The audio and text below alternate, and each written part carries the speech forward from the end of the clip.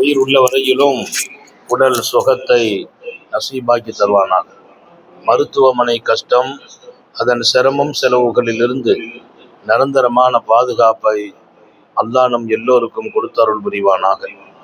வானம் பூமியினுடைய ஆபத்துகளை விட்டும், முசீபத்துகளை விட்டும், கெட்ட முடிவுகளை விட்டும் நம்மையும் நம் குடும்பத்தையும் பாதுகாத்து அருள் புரிவானாக. அவனுடைய படைப்புகளின் தீங்குகள் அனைத்திலிருந்தும் நம்மையும் நம் சமூகத்தையும் காத்தருள் புரிவானாக. அல்லாவின் மிகச் சிறப்பான பேரருளால் சிறப்பான நம்முடைய அருமை சகோதரர் சாதிக் அண்ணன் அவர்களுடைய சிறப்பான இந்த வீட்டினுடைய திறப்பு இன்றைய தினம் இங்கே நாம் வைக்க வேண்டும் என்று அல்லாஹ் தீர்மானித்தான். அந்த தீர்மானிப்பின் அடிப்படையிலே அல்லாஹு தாலா இங்கே வர வைத்தான்.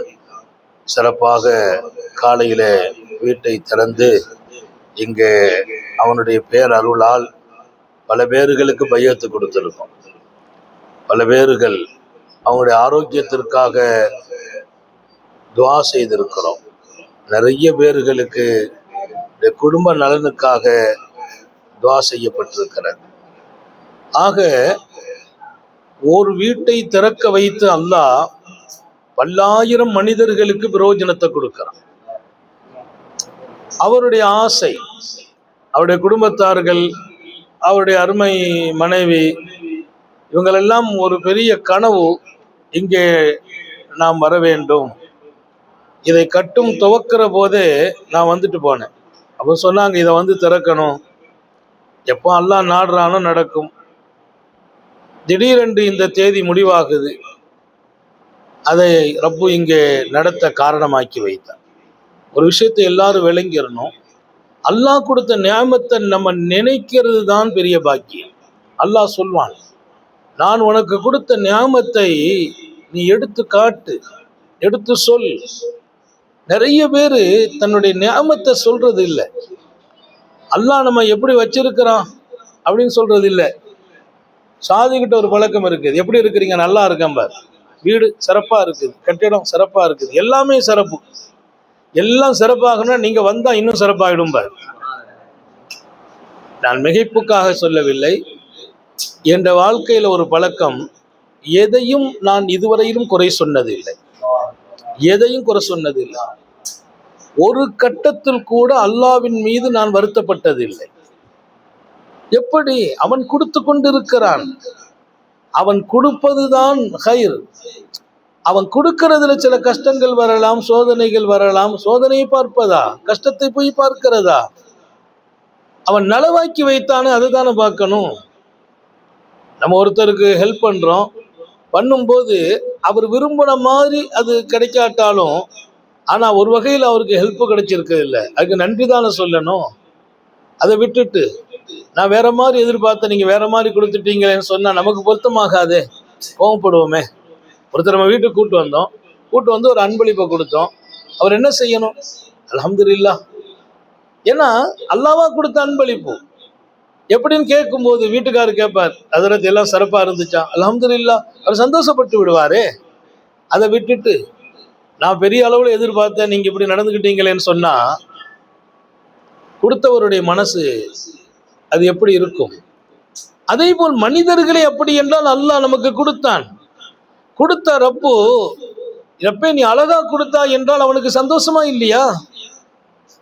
மீண்டும் மீண்டும் அவனிடத்திலே நான் குறையே சொல்லிக் கொண்டிருப்பதா? ஒரு பெரிய பாக்கியம். ரப்பு கொடுத்த நியாமத்தை எடுத்து காட்ட வேண்டும் என்பதுதான் இது போன்ற விழாக்களுடைய நோக்கம்.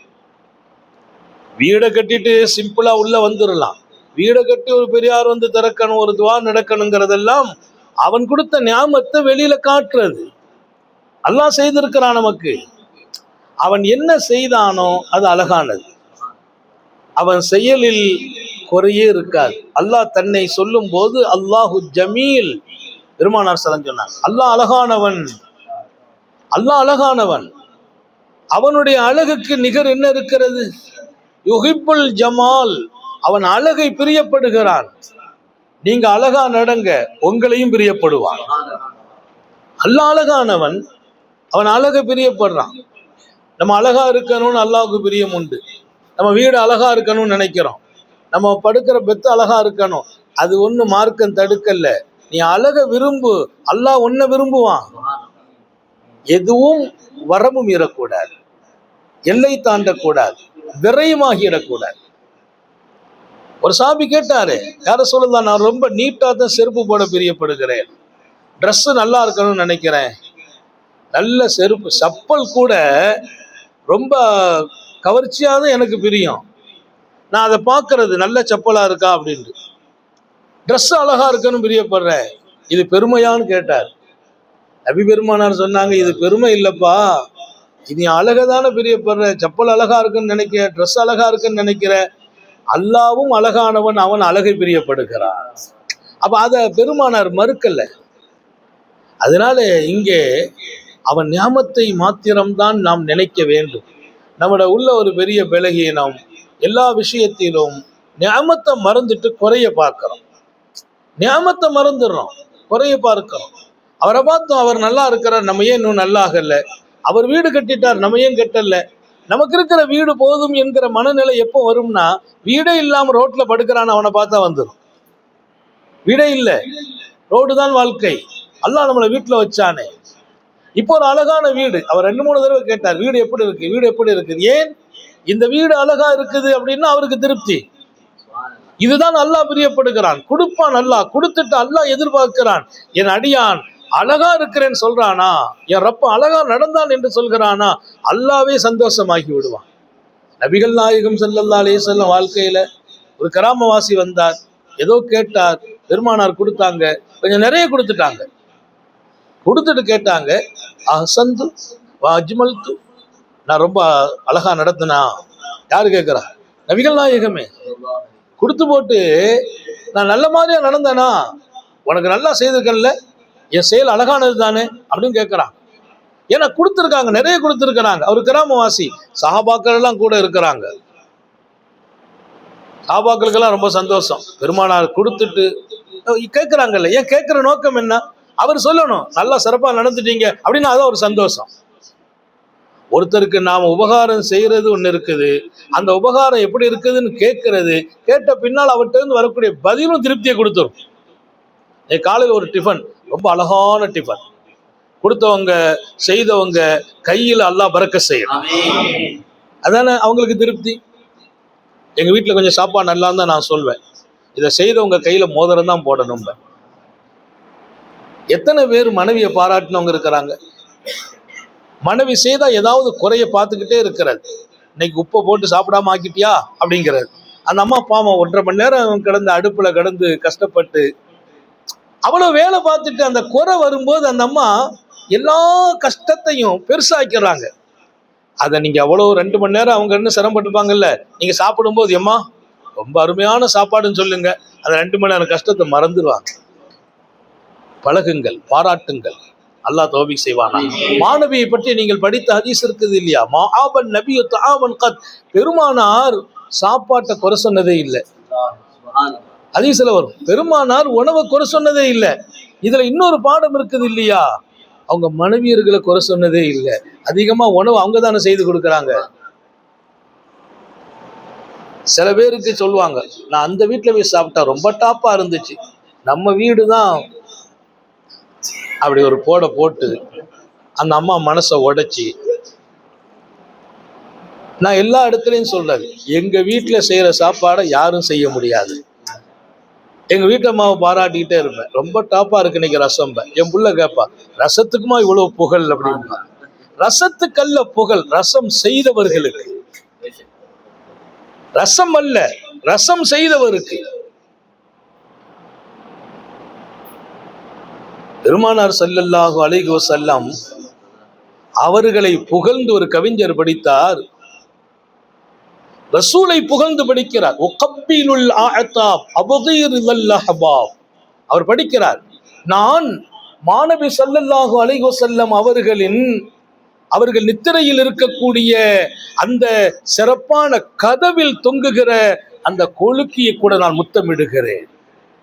பெருமானாருடைய வீட்டு கதவு, அந்த கதவுல இருக்கக்கூடிய கம்பி இருக்குது இல்ல, கொலுக்கி, அதை நான் முத்தமிடுகிறேன். அந்த கொலுக்கியோ கம்பியோ பிடியோ அல்ல, அந்த கதவின் பிடியை நான் முத்தமிட்டேன். பிடியா எனக்கு நோக்கம்? அந்த பிடியை பிடித்தவர் அல்லவா என் நோக்கம். யார் இருக்கிறார்கள் உள்ளே? எல்லாரும் பார்க்கிறாங்க, நான் ஏதோ அந்த கதவையும் பிடியையும் முத்தமிட்டேன் என்று நினைக்கிறார்கள். நான் பிடியை முத்தமிடவில்லை, கதவை முத்தமிடவில்லை, கதவுக்குள் இருக்கிற கண்மணி நாயகத்தை.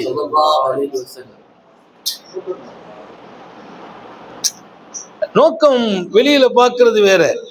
அதனால நம்ம பாராட்டுங்கிறதும் புகழுங்கிறதும் அது ஒரு பெரிய ரப்பு கொடுக்கிற ஒரு பெரிய அற்புதமான வாழ்க்கை.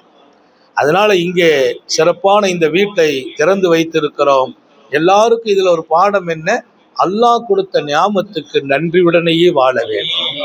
அவன் கொடுக்க தயார், அதை ஏற்க நம்ம தயாரா இருக்கணுமே. அவன் என்ன கொடுத்தாலும் ஏற்பேன் என்று சொல்லுங்கள். நீங்கள் விரும்புவதை கொடுக்கறது இல்லை, அதை விட கூடுதலா அல்லாஹ் கொடுத்துருவான்.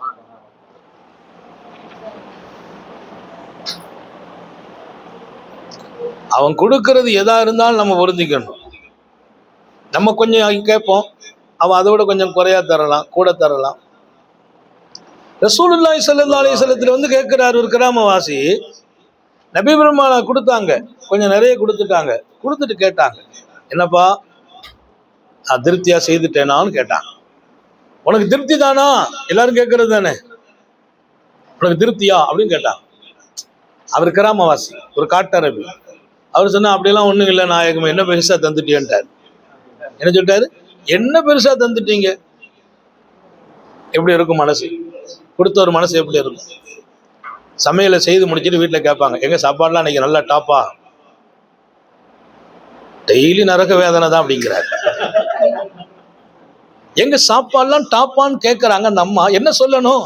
அந்த அவர் வீட்டுக்காரர் கேட்கிறாரு, வீட்டுக்கார்ட்ட அம்மா கேட்குது வைங்களேன், ஏமா நீ சாப்பாடு உன் சாப்பாடையா அதுக்கு விளக்கம் சொல்லணும்? பேப்பரும் பேனாவும் பத்தாதுமா, அதுக்கு எழுதுகோலே இல்லை, மை தீர்ந்து போயிடும். அந்த அம்மா உச்சிக்கு போக மாட்டாங்க சந்தோஷத்துல. அல்லாஹ் அடியான் சந்தோஷப்படும் போது, அடியானை அடியான் சந்தோஷப்படுத்தும் போதும் அல்லாவே சந்தோஷமாகும். அடியான் சந்தோஷப்படணும், அடியானை அடியான் சந்தோஷப்படுத்தணும். நான் இப்ப இங்க ஒரு 2 மணி நேரம் உட்கார்ந்துருக்கேன். நான் நாஸ்டா பண்ணிட்டு 2 மணி நேரம் எனக்கு தூக்கம் வருது, படுக்கணும், எல்லாம் இருக்குது, எதையும் நான் செய்யல. ஏன்னா ஆட்கள் வந்து கொண்டே இருந்தாங்க, ஓதி பார்க்கறதுக்கு, தண்ணீர் ஓதுறதுக்கு, அவங்க பிரச்சனையை சொல்றதுக்கு. அத்தனையும் நான் கேட்டுக்கொண்டும் பதில் சொல்லி கொண்டும் தண்ணீரை கொடுத்து கொண்டும் ஓதிக்கொண்டும் இருந்தேன். காரணம் என்ன தெரியுமா? அத்தனை பேரும் சந்தோஷமா போனாங்க. உங்க சந்தோஷத்தில் நான் அல்லாவையே பார்த்தேன். அதான் விஷயம். மனுஷங்களுடைய சந்தோஷத்துலதான் அல்லாஹ்வுடைய சந்தோஷம். மனுஷங்களை வருத்தப்படுத்திட்டு அல்லாஹ் போய் எப்படி சந்தோஷப்படுத்துறது? அதனாலதான் பெருமானா சொன்னாங்க, சொர்க்கம் எங்கப்பா? சொர்க்கம் உங்க உம்மா காலடியில போய் பாருன்னாங்க. உம்மாவை கோபப்படுத்திட்டு என்னத்த சொர்க்கத்தை தேடுற? உன் பொஞ்சாரியின் திருப்தியில் ஒரு பெரிய பரக்கத்தை இருக்குதுன்னாங்க. பொஞ்சாரியை கோபப்படுத்துறதும் அடிக்கிறதும், அந்த அம்மாவை அப்பப்ப டார்ச்சர் பண்றதும், சில பேர் அந்த அம்மா கொஞ்சம் கண் கலங்குனா அவருக்கு சந்தோஷமா இருக்கும். அந்த அம்மாவை அழ வச்சுட்டா இவருக்கு அவ்வளோ ஏக திருப்தி. ஆனால் கொஞ்சம் நல்ல ட்ரெஸ் அணிஞ்சாங்க வைங்களேன், அழ வச்சிடுறது. அழ வச்சுட்டா இவருக்கு ஒரு பெரிய திருப்தி. நம்ம லைஃப்ல என்னை காரணமாக்கி அவங்க கண்ணீர் வடித்த வரலாறே கிடையாது. நம்மை காரணமாக்கி ஏதாவது ஒரு காரணத்துக்காக கண்ணீர் வடிச்சிருக்கலாம். பெருமானார் நிறைய கொடுத்தாங்க. கொடுத்துட்டு கேட்டாங்க, நான் ரொம்ப திருப்தியா நடந்தேனாப்பா, அழகா நடந்தனான்னு கேட்டாங்க. அதனால என்ன சொல்லணும்? யார சூழல்லாம் தாங்க கொஞ்சம் கொடுத்தாலும் பறக்கத்து தானே சொல்லியிருக்கணும். அப்படியெல்லாம் ஒன்றும் நடக்கலைன்றார். நபி கோவப்படல, சஹாபாக்கள் கோவப்பட்டாங்க, அவரை பிடிக்க போயிட்டாங்க. இவ்வளவு பறக்கத்தா கொடுத்துருக்குறாங்க, நீ ஒண்ணுமே பறக்கத்தா இல்லை, நல்லா இல்லைன்னு சொல்லிட்டேன்னு அடிக்க போனாங்க. நபி பெருமானா ஸல்லல்லாஹு சஹாபாக்கள் அவரை விடுங்க அப்படின்னு எல்லாரையும் கலைச்சி போக சொல்லிட்டு அவரை ரூமுக்கு, பெட்ரூமுக்கு கூப்பிட்டு போறாங்க. கூப்பிட்டு போய் இன்னும் கொஞ்சம் எடுத்து கொடுத்தாங்க, அதை கொஞ்சம் கொடுத்தாங்க, இதை கொடுத்தாங்க, ட்ரெஸ்ஸு, பணம், ரூம்ல கூப்பிட்டு வச்சு தனியா 2வது நிறைய கொடுக்குறாங்க. எல்லாத்தையும் வாங்கின பின்னால் அப்புறம் கேட்டாங்க, என்னப்பா இப்ப அழகா நடந்தனா? நோக்கம் பாருங்க. மனுஷன் வாயிலிருந்து நம்ம நல்லா நடந்தோன்னு வரணும், அவ்வளவு சீக்கிரமா வராதுங்கிற. சீக்கிரமா வருமா? வரவே வராது. அதான் பெருமானார் சொன்னாங்க, உன் மனைவி உன்னை நல்ல கணவன் சொல்லணும். ஏன் அவ்வளோ பெரிய கஷ்டத்தை நம்ம கொடுத்தாங்கன்னா அவ்வளோ சீக்கிரமா பொஞ்சாரி புருஷனை நல்ல ஆளுன்னு சொல்ல மாட்டாங்க. சொல்லுவாங்களா? இப்போ நான் ஊர்ல தான் நல்ல பேர் வாங்கியிருக்கேன், என் நண்பர்கிட்ட வாங்கியிருக்கேன், முரீதுகிட்ட வாங்கியிருக்கேன். உங்க பொஞ்சாரி உங்களை எப்படி வச்சிருக்காங்கன்னு இன்னும் எனக்கு தெரியலங்கிறேன். ஸ்ரீதேவி தான் அந்த அம்மா, அதுல மாத்தம் இல்லை.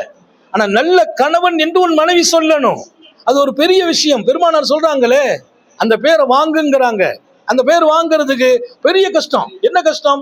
காலம் பூரா மவுத்து வரைக்கும் அந்த அம்மாவுக்கு நம்ம நல்லது செய்தால் மட்டும்தான் கடைசி நேரத்தில் சொல்லுவாங்க, நல்ல மனுஷனா இருந்தீங்களே போறீங்களேம்பா. இதை நேற்று சொல்லியிருந்து நம்ம சந்தோஷப்பட்டிருப்போம். ஒரு மாசத்துக்கு முந்தி சொன்னா கூட கொஞ்சம் ஹாப்பியா இருந்திருக்கும். நம்ம இருக்கிற வரைக்கும் அந்த வார்த்தை சீக்கிரமா மனைவி வாயிலிருந்து வந்துடாது. உங்க கணவர் எப்படியாலும் கேளுங்க, வெளியில நம்மள்கிட்ட சொல்லிடலாம், அவங்கள்ட்ட சொல்ல மாட்டாங்க. அவங்களுக்கு தெரியாம தான் சொல்லுவாங்க, காதை கொண்டாங்க சொல்றேன்பாங்க. ஏன்னா அந்த அம்மாவுக்கு ஒரு சந்தேகம் இருக்கு, நம்ம நல்ல ஆளுன்னு சொல்லிட்டு அந்த ஆளு அடுத்து தப்பு பண்ண ஆரம்பிச்சிடக்கூடாது. ரசூலை கரீம் சொன்னாங்க, இப்போ சொன்னாங்க நான் நல்லா நடந்தேனா, அவர் சொன்னாரு பாருங்க, அஹசந்த அஜ்மல்த, என்ன டாப்பு, தங்களை மாதிரி உலகத்துல யாரும் எனக்கு இவ்வளவு உபகாரம் செய்யல, ரொம்ப ரொம்ப ரொம்ப மகிழ்ச்சின்னார்.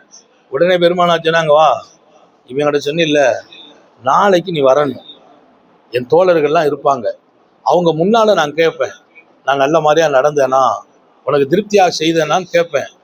அந்த நேரத்துல நீ சொல்லணும், இப்ப சொன்னில்ல ரொம்ப அழகா செய்தீங்க, ரொம்ப திருப்தியா செய்தீங்க அப்படின்னு நாளைக்கு நீ வந்து சொல்லணும். ஏன்? உன் மேல அவங்களுக்கு தப்பான எண்ணம் வந்து விட்டது. நான் அவ்வளவு கொடுத்தும் நீ நல்லது இல்லைன்னு சொன்ன பத்தியா அவங்களுக்கு தப்பான எண்ணம். இப்ப நீ எங்கிட்ட சொல்லிட்ட, நாளைக்கு அவங்கள்ட்டையும் சொன்னா அவங்களும் உன் மேல சந்தோஷப்படுவாங்கல்ல. எவ்வளவு பெரிய நபி. ஒரு மனுஷனை பத்தி மற்றவங்களுக்கு தப்பான எண்ணம் கூட வளர விடக்கூடாதுன்னு நினைக்கிறாங்களா இல்லையா? அல்ஹம்துலில்லாஹ், ரப்பை புகழ்வதற்கான ஒரு வாய்ப்பு தான் இந்த வீட்டின் தரப்பு. இதன் பரக்கத் ரொம்ப முக்கியமானது. இதோட பெரிய விஷயம் என்னன்னா, இங்க வந்த பின்னால 2-3 பேர், கிட்டத்தட்ட ஒரு 3-4 பேர் வந்து, அதற்கு நாங்களும் வீடு கட்டணும், நாங்க கட்டிக்கிட்டு இருக்கோம், முடிக்க போறோம், நீங்க வந்து அந்த திறந்து வைக்கணும். ஏன்னா ஒரு கட்டிடத்தினுடைய திறப்புக்கு பின்னால் இங்கே ஏற்படுகிற பரக்கத் மற்ற எல்லாருக்கும் ஒரு ஆசை வருகிறது. அல்லாஹ் எல்லாருக்கும் சொந்த வீட்டை நசீபாக்குவானாக, அதை அழகா கட்டி அமைக்க தௌஃபீக் செய்வானாக.